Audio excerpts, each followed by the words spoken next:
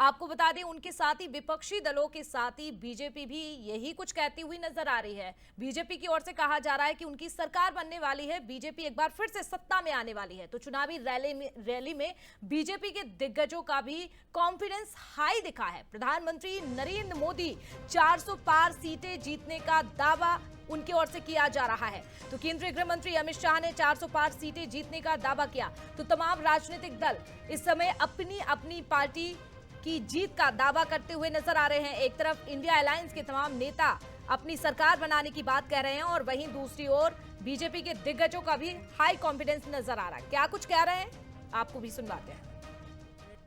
विकसित भारत बनाने के लिए मुझे आशीर्वाद चाहिए, विकसित हिमाचल के लिए। देश में 5 चरणों के चुनाव हो चुके हैं। बीजेपी एनडीए की सरकार बननी पक्की हो चुकी है। 5 चरण का चुनाव समाप्त हो चुका है। परिणाम जानना है क्या? अरे जोर से बोलो, परिणाम जानना है क्या?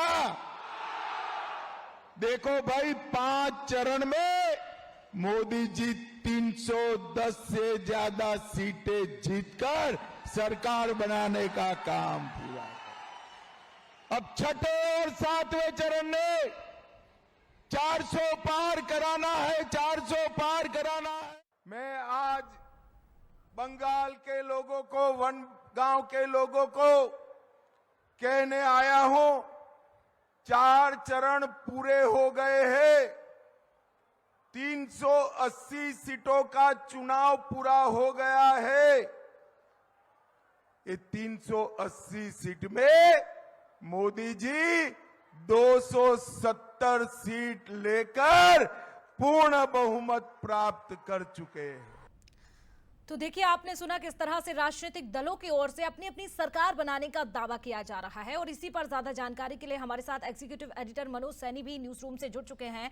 मनोज जी, देखिए, एक तरफ इंडिया अलायंस के तमाम नेताओं को सुना, राहुल गांधी को सुना, अखिलेश यादव को सुना, उनके साथ ही अरविंद केजरीवाल को सुना, और दूसरी ओर देखिए सत्ता पक्ष के नेता भी इसी तरह से कुछ कहते हुए नजर आ रहे हैं। हमारी सरकार बनेगी इस बार 400 पार। ये विश्वास है या अति आत्मविश्वास, किस तरह से देखें? क्योंकि देखिए अभी एक चरण का चुनाव भी बाकी है और उससे पहले ये बड़े दावे। देखिए, कॉन्फिडेंस और ओवर कॉन्फिडेंस के बीच में बड़ी महीन सी एक रेखा होती है, लेकिन ये रेखा कई बार जब ऊपर बहुत ज्यादा ओवर कॉन्फिडेंस की तरफ चली जाती है तो फिर जो मतदाता है वो भी इस उसमें हो जाता है कि आखिर मुझे करना क्या है। और मुझे लगता है दोनों दलों की, एनडीए गठबंधन की बात करें हम या वर्तमान सरकार की बात करें, दोनों का प्रयास यही है कि जनता के बीच में हम ये मैसेज दे पाए कि हाँ, सरकार हमारी बन रही। पर बहुत समझदार है जनता, इस समय समझती है कि किसकी सरकार बनेगी, किसकी नहीं बनेगी। और बनाने का, माजदा बनाने की तमाम सारी चीज़ें लोकतंत्र में उसी के हाथ होती है। मेरे साथ शरद जी भी जुड़ रहे हैं, हमारे न्यूज हेड है। शरद जी, जैसे जैसे चुनाव आ रहे हैं, कई बार हमने ये कहा कि मुद्दों पर चुनाव नहीं गया, और अब हम देख रहे हैं जब 56 सीट लास्ट 7वें दौर का मतदान होना है, जिसमें हम पूर्वांचल उत्तर प्रदेश की तरफ जाते हैं तो 13 सीटें भारतीय जनता पार्टी के पास थी। पश्चिम बंगाल में पिछली बार 18 सीटें मिली। इस बार मोदी कह रहे हैं कि देखिएगा आप सबसे ज़्यादा सीटें हम वहाँ कर लेके आएंगे। लेकिन फिर खटाखट, फटाफट और हटाहट पता नहीं क्या क्या आ जाता है। लेकिन अब मुझे नहीं लगता है कि बहुत फटाफट रुझान आने वाले, मतलब कुल मिला के 1 हफ्ता बचा है। क्या देख रहे हैं आप, ये ओवर कॉन्फिडेंस है या कॉन्फिडेंस? एक बड़ी पुरानी कहावत है कि आप जब हेयर कटिंग सैलून में जाते हैं और जो आपके बाल काटने वाले व्यक्ति हैं उनसे आप कहते हैं कि साहब कितने बाल हैं, मेरे सर पर कितने बाल हैं? वो कहते हैं हुजूर अभी आपके सामने होंगे। तो अब जवाब तो यही है मनोज कि भाई साहब 4 जून का इंतज़ार कीजिए। 4 जून को वो सब कुछ आपके सामने होगा जो आप जानना चाहते हैं। तो अब तमाम कयास, तमाम अनुमान, तमाम दावे अपने चरम पर हैं, शिखर पर हैं। वो इस समय चरम पर इसलिए हैं कि अंतिम चरण के पहले दोनों दल, मुख्य दल इंडी गठबंधन और बीजेपी चाहते हैं कि मतदाता पर एक मनोवैज्ञानिक प्रेशर डालें। इसलिए आप देखिए दोनों के दावे हैं। वो कह रहे हैं 280 इंडी गठबंधन, हाँ मोदी सरकार जा रही है, हम आ रहे हैं। और इधर मोदी जी का कहना है कि वो तो कहीं है ही नहीं, शहजादे उधर, ये इधर, लखनऊ वाले उधर, और हम जो हैं सरकार बना रहे हैं। तो ये एक बहुत साइकोलॉजिकल गेम इस समय चल रहा है मतदाताओं पर प्रभाव डालने के लिए, और इसीलिए कॉन्फिडेंस हमें ओवर कॉन्फिडेंस दिख रहा है। मतदाता भी सोच रहा है गजबई है भैया, वो भी कह रहा है हम भी बना रहे सरकार 300 से, ये भी कह रहा है हम भी सरकार बना रहे। बस अब 4 जून का ही दम साध के इंतजार है।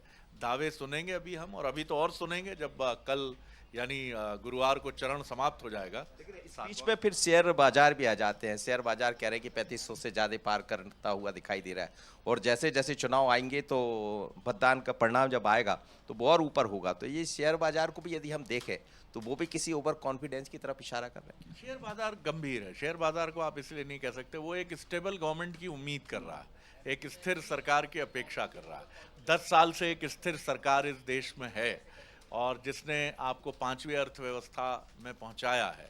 और आप देखेंगे तो कोविड की चुनौती से भी हम जूझ के अच्छे से निकल गए।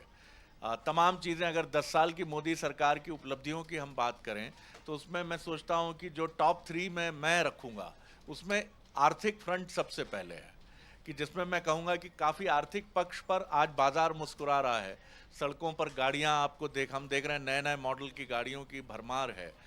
तमाम चुनौतियां जो अपनी हैं वो अपनी जगह हैं।